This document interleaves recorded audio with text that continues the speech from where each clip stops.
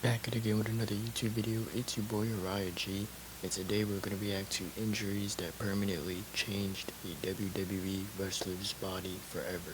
Let's get right into the video.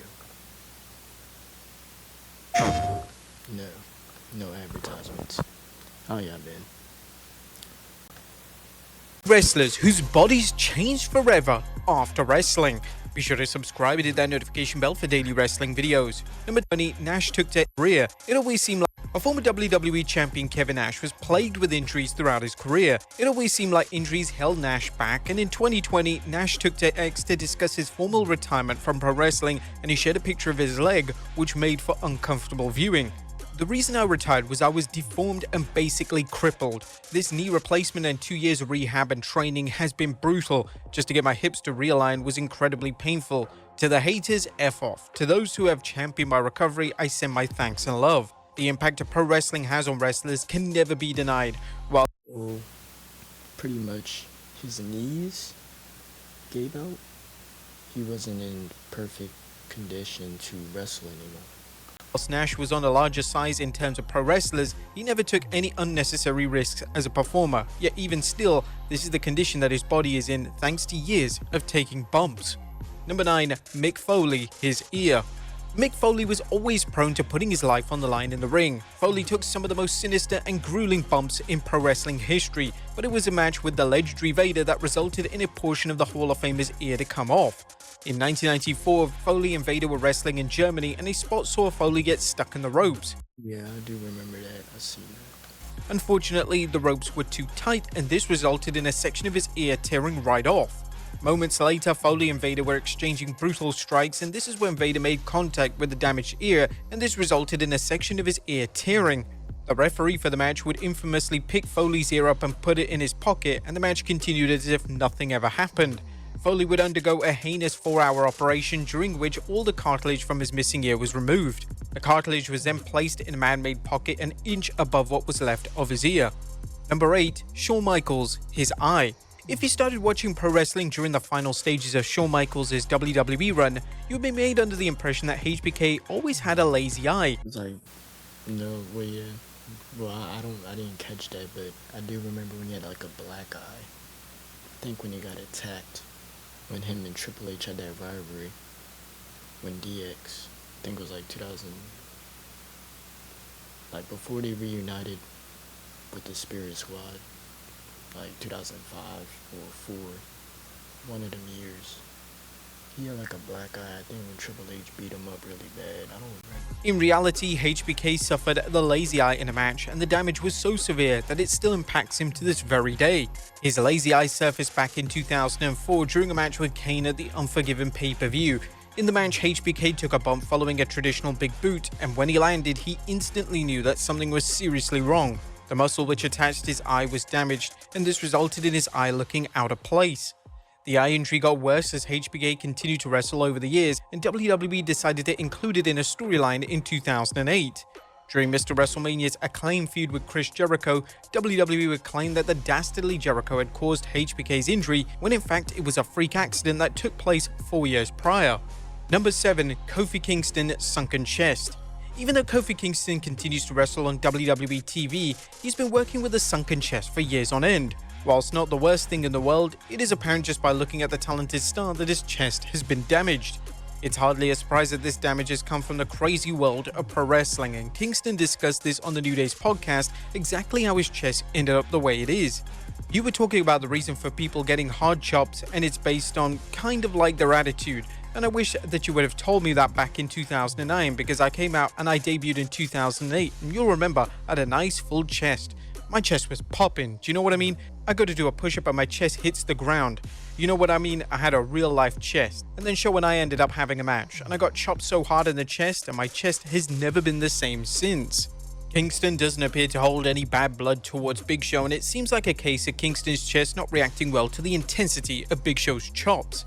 Number 6. Paul Orndorff, his arm. In the mid-80s, Paul Orndorff was one of WWE's biggest stars, and he would even main event the inaugural WrestleMania.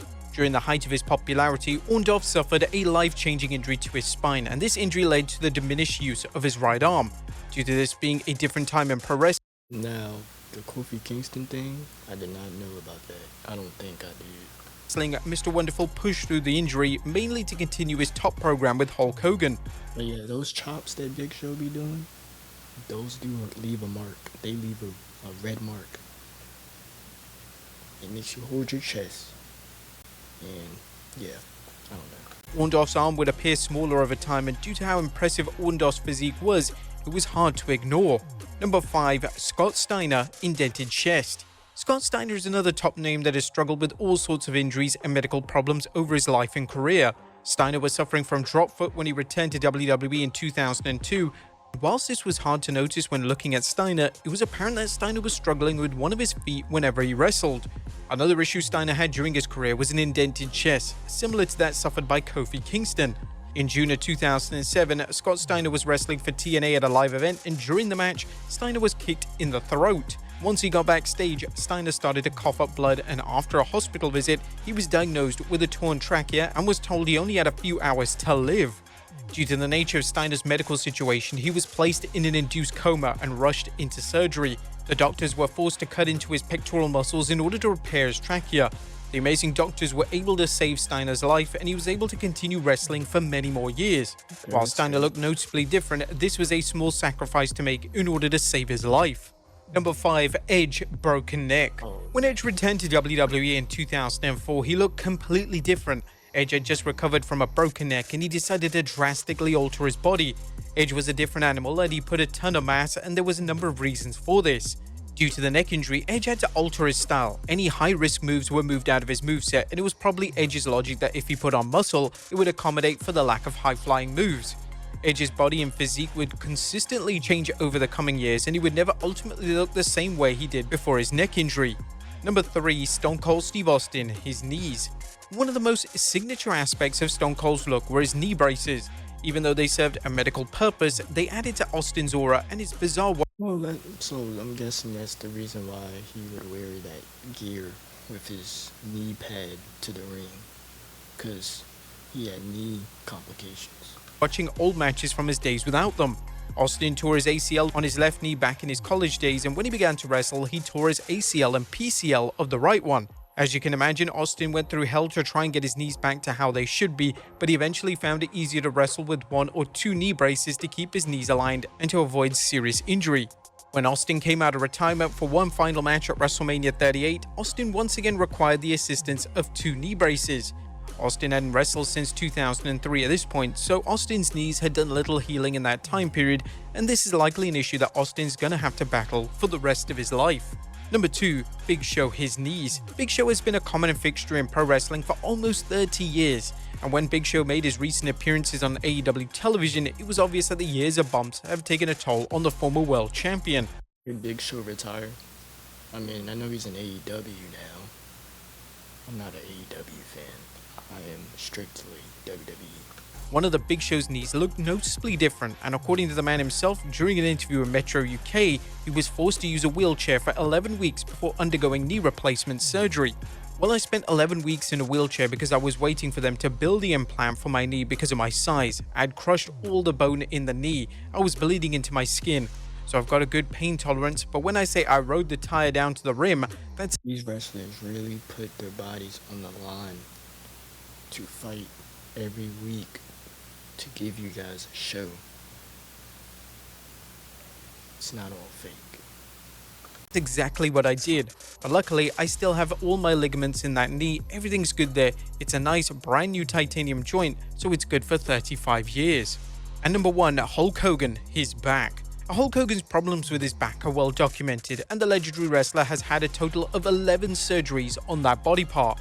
Years of surgeries have even led to the Hulk shrinking in size. Speaking on this past weekend podcast, Hogan discussed his health, and it made for a harrowing listen.